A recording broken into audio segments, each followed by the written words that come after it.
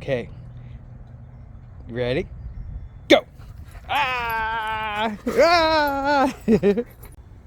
Alright, so this is going to be my semi end of the year 2023 review of the KTM 300. And I got a whopping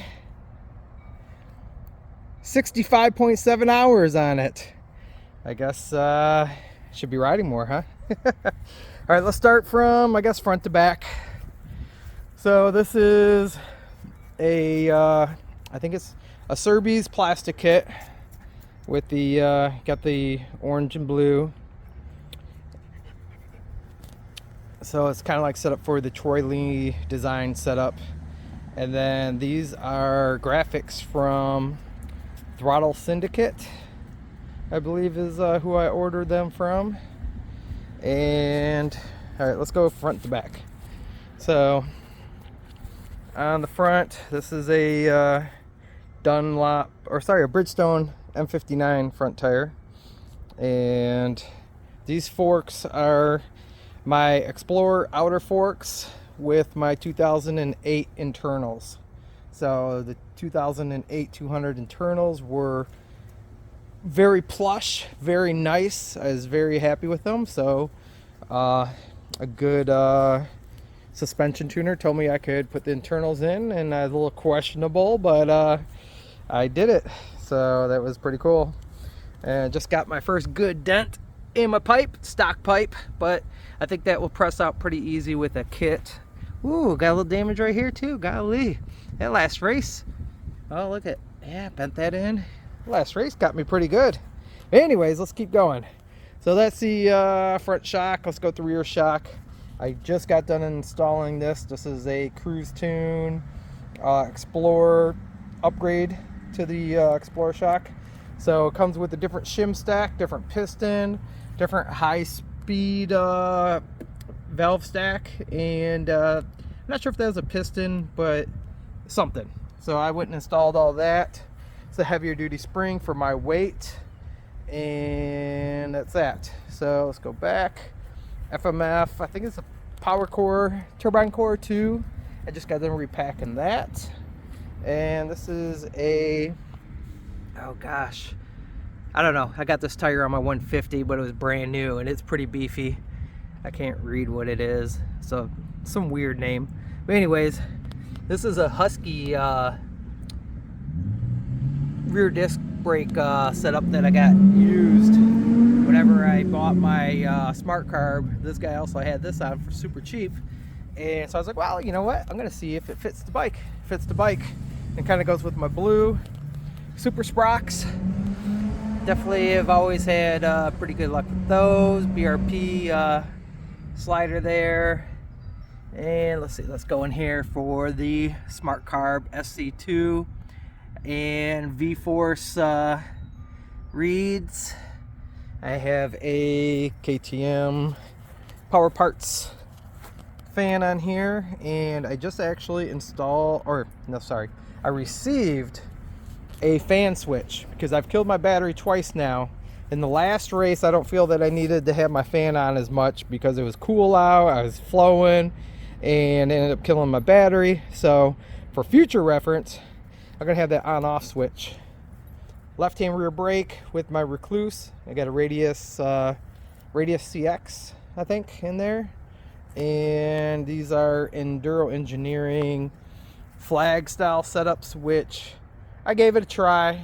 They were cheap, but sorry, cheap in price, great in quality. I'm going back with the Enduro Engineering wraparounds. One of the biggest reasons, two big reasons. For one, since I run a left-hand rear brake, I keep my clutch a little bit higher than this, but you can tell it's already really high, which puts my left-hand rear brake really low with no protection. Before, I could have it a little bit higher where it was protected, and then the clutch was just a little bit here. I mostly use my clutch on my starts and getting over obstacles. I need a little bit more clutch. Got the, let's see, Mako 360 set up in here.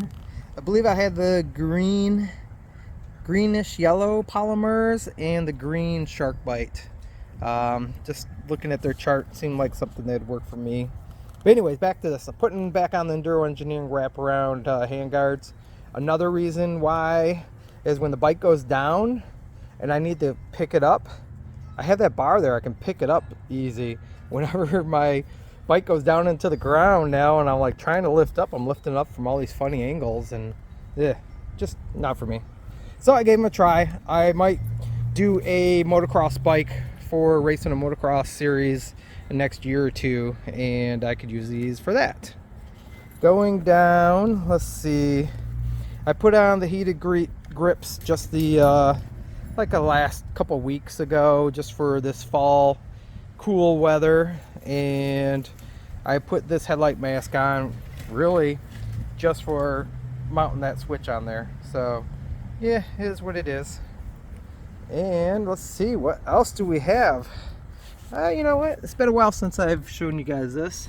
I do have, I can't remember what that is called. Is it it's a case saver? It's exhaust flange something, but it's KTM hard parts. Bulletproof design radiator guards, which stock ones were actually way beefier than any ones that I've had in the past. So, oh, the dogs are playing. 2 German Shepherds will keep the excitement going. I do run just a cheap Amazon stopwatch for racing. Just keep track, you know, when you're tired and whooped out and you just look down and you see, oh, I've been racing for 2 hours. Okay, I know I'm getting good, you know, that kind of thing. Running, what's that blue Engine Ice.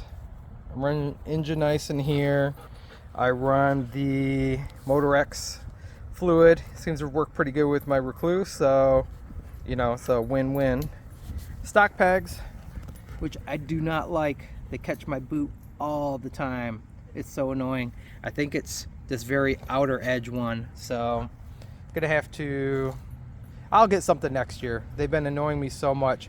There's been times I went to go put down my foot and I just slide it right here. I just slide it right off to the edge and I'm going to put it down, and the edge of my boot catches that, and it caused me to almost basically fall down because I'm expecting to put a foot down really quick, but there's no foot getting put down. And let's see, so we got that. Let's see, this, oh well, this ain't really a modification, but I had put this Cobra throttle housing on for the whenever I did the Kean carb, and then I just kept it on for this smart carb because it works with it. So it wasn't nothing that I particularly did. Oh, I am running Enduro Engineering low seat because yours truly is like 5'6" with 30-inch inseam for the pants. So I need everything that I can get. There's tubeless in this rear tire, but these are the tires and rims off my 150. I was being lazy, didn't want to order tires and change them out before a race, so I just threw these on and they're doing okay, so I just kept them on for now. I'll put my 300s back on because there's tubeless in both those, and this tubeless with this tire, there's like little tiny rubber lines that go like this, and I think they're help for traction from the tire not spinning on the rim. And what it does is it lets the air out for the tubeless setup, and trust me, between every race this thing goes flat, so no fun at all. That's about it. I need to charge my battery because it had ran so low that it was dead at the end of the race, and it has like some sort of safety thing on it. So I started it up like a week or two ago and it started up fine. I go to start it up today and it did not start. So it is what it is. I think I got most of everything on here. If you see anything, if you have a question on anything, oh wait, see, a Cycra, CYCRA, Cycra front discard. I think for the amount of smashing and crashing I do, that comes in very handy. I definitely have no complaints. So that's it. Cheap eBay front headlight, because I didn't want to smash up and cut up my original 6 days one. But yeah, bike's been holding up really good for the hours on it. Definitely no complaints at all. Watch out, doggy! Too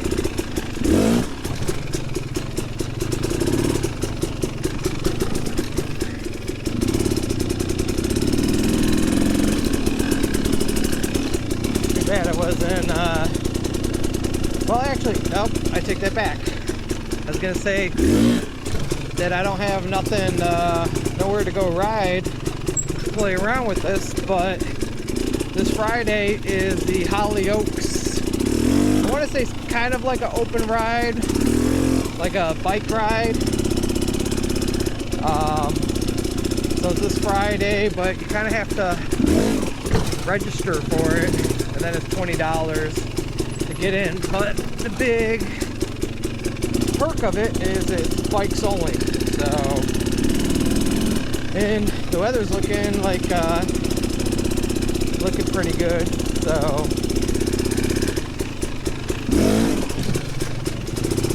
gotta take advantage while you can.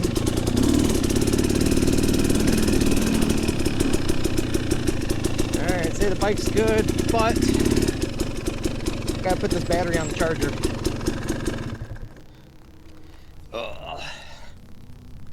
Gotta put the battery on the charger, or I'm gonna be kick-starting it. And I need some gas. Gas for this weekend, or Friday. Yeah, crazy dogs. I think I'll get them all excited. Come on, get all excited. Well, that is a interesting one. I'm a really big stickler with make sure my stuff's tight. This one's a little bit loose. That's loose. So, yep, guess what? I must have set this in, started it, and never tightened it down. Well, that answers that. Luckily I didn't have any issues.